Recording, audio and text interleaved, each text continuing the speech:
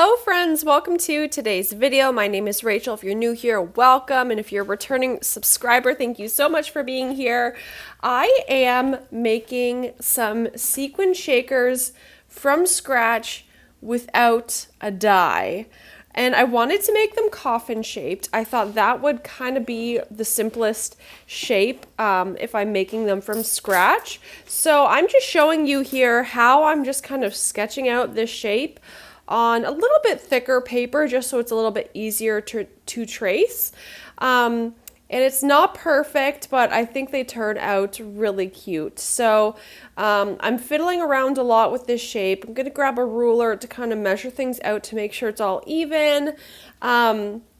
And like I said, it's not perfect, but it's good enough for the project I'm doing, and I think it turned out great. So just kind of cutting the shape here. Luckily, a coffin shape is kind of easy, so you really don't need a die for this kind of thing, in my opinion, but obviously a die would make it much faster and easier. So I'm pretty happy with this. I'm going to fix it up a little bit, but overall, I think it turned out okay. And then I'm going to grab, okay, actually, I should preface this by saying I made a tutorial on how I make sequin shakers, and for some reason, I don't know, I feel like I did this completely opposite of like how I normally do it and how I teach it. I have a step-by-step tutorial on YouTube that was posted a few weeks ago. If you want step-by-step how to make sequin shakers, I used frames like chipboard frames.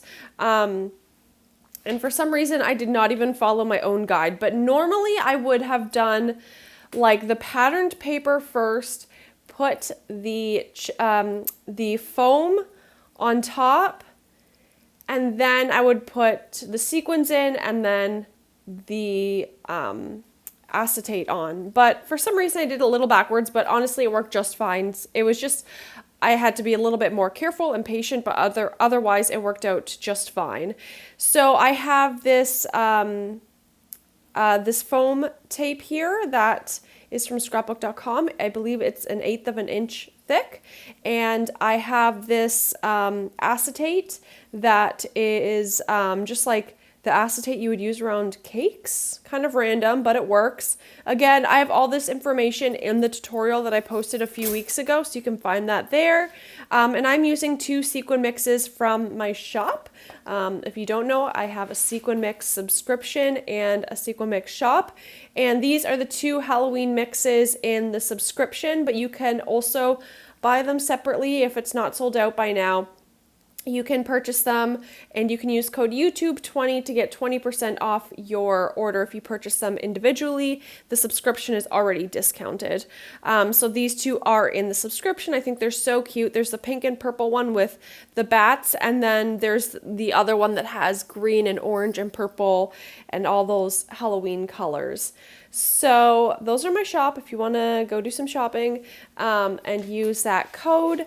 But if you are a subscriber, these are 2 of them in the subscription already, and there's a 3rd one that is really pretty in the subscription as well, that if you want to sign up, you'll get all 3 of those, and you can either cancel or like if you just wanted this month's grouping of 3, if you want to say it that way, or you can continue the subscription if you like and enjoy. And yeah, I love it. It's 3 unique sequin mixes every single month, and I have so much fun with that. So definitely hope you'll come and click the link down below if you want to check it out.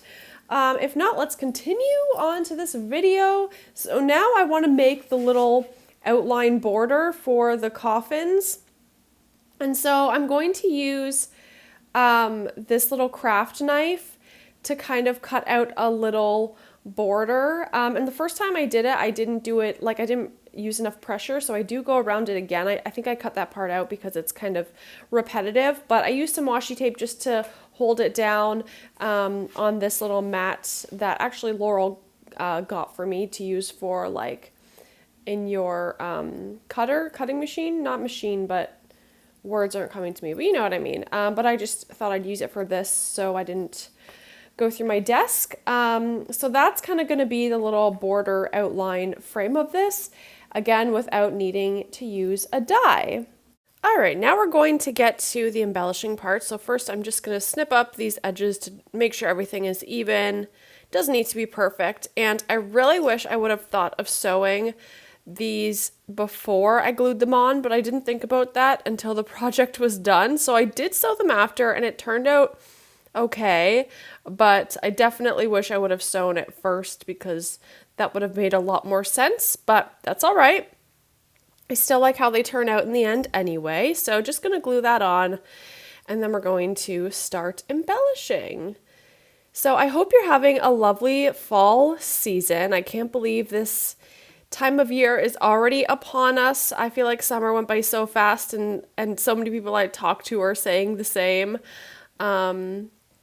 But here we are, and the season is so fun, the weather changing and seasons changing and all of that, and moving into a new time of year is exciting at the same time. So I'm just going to do some embellishing here. I found these stickers in my stash, so just going to add those and making one a little bit more traditional with the oranges and then the other one a little bit more pink and pastel. So you guys will have to let me know what you're up to this fall. Are you going to the pumpkin patch? What do you like to do? Do you carve pumpkins?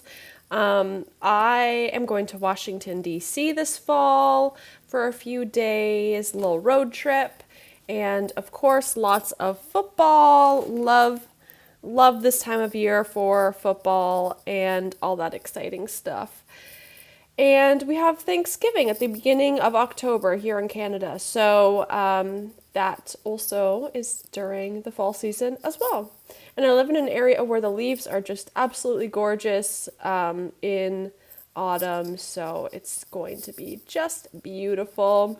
Also, for the month of October is Boo Camp. Fleur and I are hosting Boo Camp again for the month of October, so really excited about that and to get started and to hang out with everyone again. Last year was really successful and really fun, and we're really excited to be offering it again this year. So I'll leave the links down below. You can check out my website and look at classes and sequins and all the things if you're interested.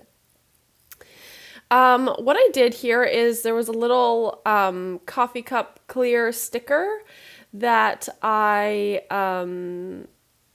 put on some white cardstock and then cut it out so it moved around a little bit more, and then also so it would stand out a little bit better. So I did that, and I'm going to put some of these clear stickers on there as well. I don't know if this is really fitting for a coffin, but it's fine. It all kind of goes together in a way, I guess. And just adding some other little embellishments here. And again, I wish I would have done the sewing beforehand, but I did not think of that. So lesson learned for next time I do these shakers. But the good thing about this time of year and Halloween and fall and stuff is that I use up my orange enamel dots. I don't craft with orange a lot except at Halloween, really. That's all that I can think of, at least, like Halloween and fall. So I always have lots of orange enamel dots and things kind of left over on like the sheets of enamel dots, and now is my opportunity to use those up. And then I use some pink ones on the other one because I really wanted the pink to stand out a little bit more. So there's a shaker. It turned out so cute. If you have any questions, leave them down below and I'll try my best to answer them. But thank you so much for being here and watching this video. I hope you enjoyed it and felt inspired, and have a great day. Bye!